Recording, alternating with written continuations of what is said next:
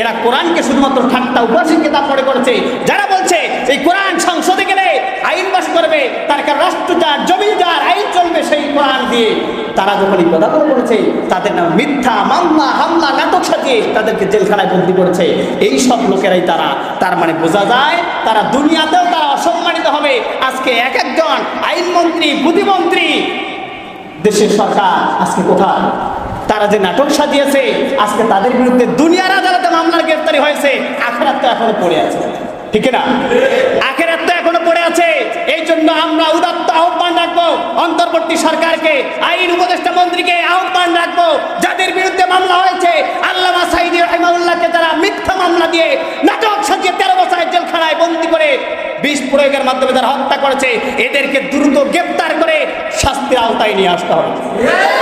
যদি এটা না করেন, মনে রাখেন 40 বছর পরে যদি বাবার বিচার হয়, আমরা 50 বছর অপেক্ষা করে হলেও তাদের বিচার করে ছাড়বো ইনশাআল্লাহ। আমরা ছাড় দেব না, ছাড় দেওয়া হবে না, এই সুযোগ আর আগামীতে দেওয়া হবে না।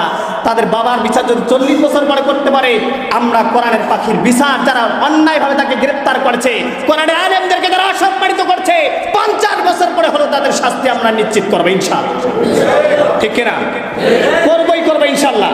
আগামীতে সুযোগ আর দেওয়া হবে না। এই জন্য আইন উপদেষ্টা মন্ত্রীকে আমরা হুঁশিয়ার করছি, দ্রুত তাদেরকে গ্রেফতার করে শাস্তির আওতায় নিয়ে আসে।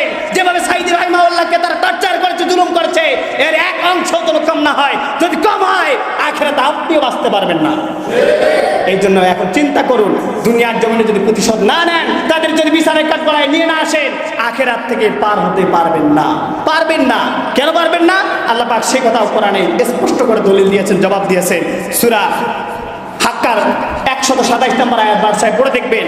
এরপরে সূরা হাক্কার 30 থেকে 33 নম্বর আয়াত পর্যন্ত খুলে দেখবেন, চমৎকার করে আল্লাহ পাক বলছেন, খুযু ফাদুল্লুহু সুম্মাল জাহিমা সাল্লু সুম্মা ফি সিলসিলাতিন যারউহা 70 দিরাআন। আজকে দুনিয়ার জমিনে তোমরা আলেমদেরকে হাতে আনকাপ পরাও, পায়ে আর গলার মতো ডান্ডা বেরি পরাও। আল্লাহ পাক বলতেছেন ওই সময় যাদের বিরুদ্ধে বিশ্বনবী মামলা করবেন, আল্লাহ পাক বলবেন ফেরেশতাদেরকে অর্ডার করো, খুযু তাদেরকে ধরো, অবুল্লু তাদেরকে বেরি পরাও, শিকল পরাও। দুনিয়ার জমিনে আমার আলেমদেরকে, সম্মানিত লোকদেরকে তারা গলার মধ্যে আর হাতের মধ্যে ডান্ডা বেরি পরিয়েছে, আজকে তাদেরকে শিকল পরাও, জাহান্নামের মধ্যে তাদেরকে নিক্ষেপ করো।